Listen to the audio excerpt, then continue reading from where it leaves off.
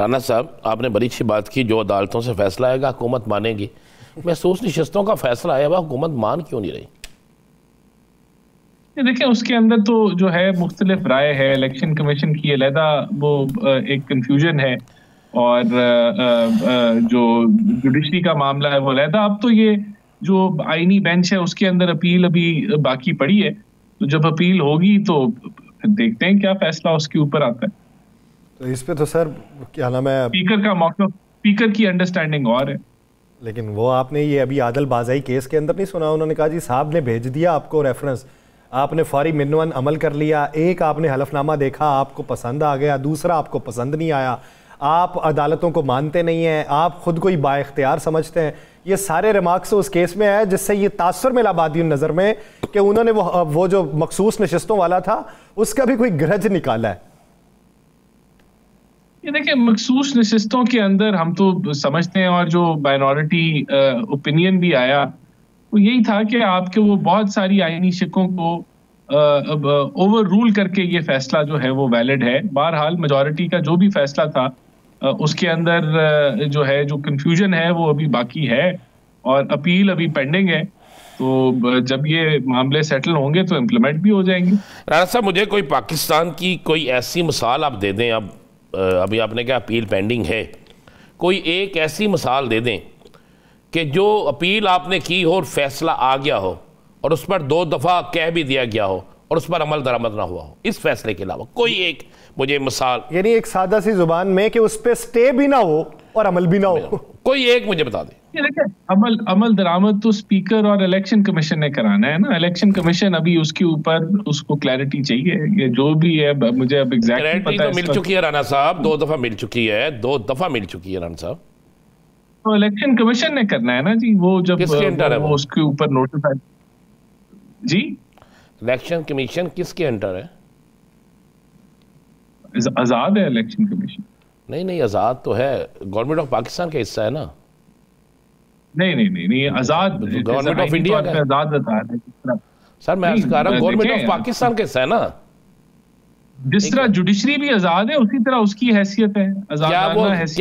क्या वो supreme court से ऊपर है? उसकी एक आजादाना आईनी हैसियत है जो कि कोर्ट के बराबर की है। सुप्रीम कोर्ट से तो मेरे ख्याल से बिल्कुल ही ऊपर।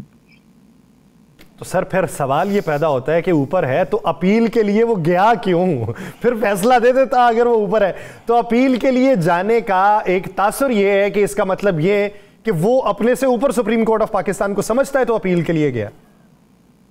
देखिए, बात यह कि जो इलेक्शन कमीशन का काम है ना, जब वो जो भी नोटिफाई जैसे भी करेगा तो उसके मुताबिक इम्प्लीमेंटेशन हो जाएगी। अच्छा राना साहब, ये बताइए कि ये जो पाकिस्तान तहरीक इंसाफ से मुज़ाकरात के हवाले से बात हो रही थी, वो पहले कहते हैं कि हमारे बारे में ये कहा जाता था कि मुज़ाकरात नहीं करते, अब हम मुज़ाकरात के लिए टीम को तश्कील दे चुके हैं, तो अब हमें तासुर ये दे रहे हैं कि भीख मांग रहे हैं, NRO चाहते हैं। तो ऐसी बात है तो फिर हम 10 बार मुज़ाकरात नहीं चाहते। तो फिर इस तरह का तासुर हुकूमत क्यों दे रही है? हुकूमत का रवैया तो नर्म होना चाहिए ऐसे मामलात के ऊपर। देखिए, हुकूमत का एक असूली मौक़िफ़ है, हुकूमत के दरवाजे मुज़ाकरात के लिए खुले हैं, लेकिन ये नहीं हो सकता कि आप एक पाकिस्तान की तारीख का पुरतशद्दुद तरीन एहतजाज करें जिसमें आप पुलिस वालों को भी जख्मी करें, उनको शहीद भी करें, रेंजर्स को भी शहीद करें, उनकी जो है वो गाड़ियां भी जला दें, आप शेल भी मारें, और फिर आप एक झूठा, उसके बाद जब फेल हो जाए, फ्लॉप हो जाए आपका जो प्रोटेस्ट है, तो फिर आप एक झूठा बयानिया बनाएं कि रियासत ने गोली चलाई है, जबकि रियासत ने कोई गोली ना चलाई, और आप दुनिया भर में ये प्रोपेगेंडा करें। और जब वो आपका ये सारी जो काविश है वो फ्लॉप हो जाए, तो अगला आप ये कहें कि अब हमारी अगली शराइत अगर आपने नहीं मानी तो हम जो है वो सिविल नाफरमानी शुरू कर देंगे। तो मेरे ख्याल से ये ब्लैकमेल और ये रियासत को जो है वो, और पाकिस्तान के मफादात को जो है उनके खिलाफ जो है वो प्रोग्राम बनाना और प्लानिंग करना, और फिर कहना कि अगर आपने हमारी बात ना मानी तो हम जो पाकिस्तान की मईशत है उस पर हमला आवर हो जाएंगे। तो मेरे ख्याल से इस ब्लैकमेल को तो रद्द कर देना चाहिए ना। पहले आप अपनी जो प्रोपेगेंडा आप कर रहे हैं उसको खत्म करें, और जो आपने कॉल दी है सिविल नाफरमानी की वो खत्म करें। तो हुकूमत के दरवाजे तो खुले हैं, लेकिन ये नहीं हो सकता कि आप झूठ भी बोलते रहें, आप धमकियां भी लगाएं, आप ब्लैकमेल भी करें, और आप कहें कि अगर नहीं करेंगे तो फिर मामला जो है वो हम सिविल नाफरमानी में ले जाएंगे। तो ये बुनियादी वजह है कि हुकूमत समझती है कि अब इस जो पिछला फ्लॉप शो था इनका 26 नवंबर का, उसके बाद अब गुंजाइश नहीं है कि अब फर्दर हुकूमत ब्लैकमेल हो और जो है वो इनकी शराइत ना मानी जाए तो सिविल नाफरमानी हो जाए। ये कर लें, अपना शौक पूरा कर लें जो इन्होंने करना है। अच्छा राना साहब, हम ये कह लें, अब समझें क्या हुकूमत ने मुज़ाकरात के दरवाजे बंद कर दिए? नहीं, बिल्कुल भी नहीं, हमारे दरवाजे खुले। आप ब्लैकमेल पीटीआई करना बंद कर दे तो हम बातचीत करना शुरू कर देंगे। हुकूमत की शराइत ये दोनों ही है कि सिविल नाफरमानी की तहरीक वापस लें फिर हम बात करेंगे, सिर्फ एक ही शराइत है? बिल्कुल, ये वापस लें और जो झूठा प्रोपेगेंडा किया है इन्होंने 26 नवंबर के ऊपर, उस पर कौम से माफी मांगे। और जो इन्होंने एक पूरा दुनिया में तमाशा लगाया जो कि गोली चलाई है रियासत ने, उसको बिल्कुल निगेट करें, क्योंकि रियासत ने कोई गोली नहीं चलाई। और इस झूठे प्रोपेगेंडा को जो है वो खत्म करें।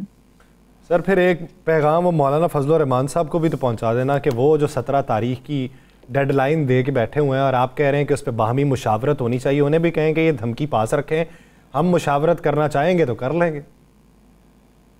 ये देखें, मौलाना साहब का जो कॉल है, अगर वो एहतजाज पे निकलते हैं, ये उनका आईनी हक है और किसी भी जमात का आईनी हक है कि वो एहतजाज करे। बसा दे तरह अभी परसों मियां शहबाज शरीफ साहब ने कहा, उन्होंने कहा जी इस्लामाबाद पे चढ़ाई करने वालों को हम नहीं बख्शेंगे। तो सर वो भी इस्लामाबाद आने की कॉल दे रहे हैं, वो भी कोई संगजानी की या पत्तों की तो कॉल है नहीं। देखें, बड़ा फर्क है ना। 9 मई JUIF ने 9 मई नहीं की थी। जमान पार्क में पेट्रोल बम JUIF ने नहीं मारे थे। अदालत के हाई कोर्ट के ऑर्डर के बावजूद, और जब बेलारूस के सदर थे या जब चीनी सदर इधर मौजूद थे, तो दावा नहीं बोला गया था। सूबे की रियासत के वसाइल के ऊपर, रियासत की ताकत के ऊपर कंटेनर्स को रुई की तरह नहीं उठाया गया था। 40 गाड़ियां जो जलाई गई हैं अभी पुलिस वालों की, इस तरह JUIF ने तो नहीं किया। 150 पुलिस वाले को। अच्छा राना साहब, हम मुख्तसर ये कहते हैं कि JUI अगर आती भी है इस्लामाबाद तो उससे नहीं रोका जाएगा, क्योंकि उसने ये सब कुछ तो किया नहीं, वो तो पूरा मन रोक है ना। देखिए, अगर वो एहतजाज की इजाजत लेते हैं, बिल्कुल मुमकिन तौर पे उनको इजाजत मिल सकती है। अगर हम कोशिश करेंगे कि वो एहतजाज पे ना आए, उनसे बातचीत भी करेंगे, हम अदालत से भी जो है रजू करेंगे। लेकिन अगर अदालत ने हमें बनया किसी ने नहीं, कोई नहीं। इसी अदालत ने 3 माह में इलेक्शन का कहा, बहुत तो मान नहीं गया। इन्हीं अदालतों ने बहुत से और फैसले दिए, उस पर तो अमल नहीं होता। देखें, अदालतों के बहुत सारे फैसलों पे अमल होता भी रहा है, ऐसा भी नहीं है कि नहीं होता रहा। लेकिन जो एक इंतशारी टोला है उसको बिल्कुल रोकने का हक है, जिसका प्लान ही यही है कि कफन बांध के उन्होंने आना है और जनाजों की तैयारी जो है वो कर लें। जो लाशों की तलाश में निकलेंगे उनको तो रोका जाएगा ना, और झूठा प्रोपेगेंडा उसके बाद करेंगे। तो ये मौलाना साहब और PTI को तो नहीं आप कंपेयर कर सकते। JUIF जो है उसका कोई कभी वायलेंस का कोई तारीख नहीं रही। PTI तो एक वायलेंट जमात रही है और उसका अब तो एक तारीख उन्होंने 26 नवंबर को नई तारीख रकम कर दी है वायलेंस की। अच्छा राना साहब ये बताइए, वफाकी काबीना में तौसी के हवाले से बातें हैं कि उसके हजम को बढ़ाया जाएगा। हजम में बढ़ाने के हवाले से जो नाम मंजर आम पे आ रहे हैं, मैं उनके ऊपर गुफ्तगू नहीं करता। हजम को बढ़ाने की बुनियादी वजह क्या है एक ऐसे वक्त में कि जब हमने ये कहा कि हम अपने अखराजात को कम करेंगे, हम काबीना को छोटा रखेंगे, हम किफ़ायत शारी मुहिम चलाएंगे, तो फिर अब ये एडजस्टमेंट्स क्यों? देखिए, काबीना में तौसी की ज़रूरत है। बहुत सारा काम जो है एक फेडरल मिनिस्टर के लिए मुश्किल होता है कि वो पार्लियामेंट में कमेटीज़ में भी अपनी वजारत को जो है वो दफा करे और फिर जो है वो मुख्तलिफ मामलात को भी वो देखें। तो ये कोई इसमें कोई अखराजात में कोई इजाफी खर्चा नहीं होता। कोई नई गाड़ियाँ या कोई नए मुलाजमीन तो नहीं रखने। वही मुलाजमीन जो ऑलरेडी काम कर रहे हैं किसी ना किसी डिपार्टमेंट में, वो या किसी ना किसी जगह पे वो वजीरों के साथ अटैच हो जाएंगे। तो कोई नए दफ्तर तामीर करने, दफ्तर भी पहले मौजूद हैं, वहाँ मुलाजमीन भी काम कर रहे हैं, लेकिन ये इससे एफिशिएंसी बढ़ेगी। और ज़रूरत है, बहुत सारी वजारतें हैं, कोई 8-9 वजारतें हैं जो वज़ीर आज़म साहब चला रहे हैं, और इस तरह मामलात बहुत उनके लिए भी हेक्टिक हो जाता है। तो बहुत सारे डिपार्टमेंट्स वजीरों के बगैर हैं। अच्छा राना साहब जो हैं वो, राना साहब ये तो हो गया। राना साहब आपके हल्के में, चूँकि आप जिस हल्के में रहते हैं वहाँ पे एक राजा रियाज साहब हैं, उन्होंने पिछले दिन हमारे प्रोग्राम में कहा कि मैं हारा नहीं, मुझे हरवाया गया है।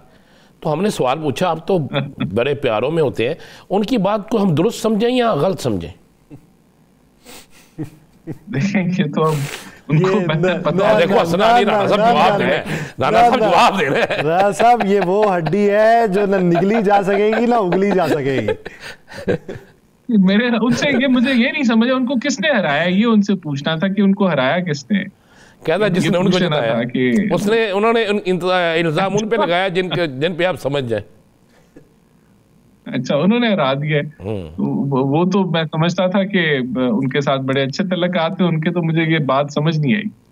उन्होंने कहा कि मेरे हल्के के लोगों से पूछ ले, हमने सोचा कि आपसे पूछ ले। तो आप मेरे ख्याल से जो है इलेक्शन ओवरऑल, अगर किसी को उनसे ये पूछ लें कि अगर उनको हराया गया है तो क्या उन्होंने इलेक्शन कमीशन में कोई दरखास्त दी है कोई ऐसी कि जिसके ऊपर उनकी कार्रवाई नहीं हो रही, उसी से पता चल जाएगा कि वो ठीक कह रहे हैं या गलत कह रहे हैं। अगर तो उन्होंने चैलेंज किया हुआ है इलेक्शन, तो फिर इसका मतलब है कि कोई उनको कोई मसला जो है वो है इलेक्शन के रिजल्ट से। और अगर चैलेंज नहीं किया हुआ तो इसका मतलब है उन्होंने तस्लीम कर लिया। फिर उनको, अगर उन्होंने तस्लीम कर लिया तो फिर उनको कुछ कहना नहीं चाहिए, फिर उज़र कोई उठाना बनता नहीं।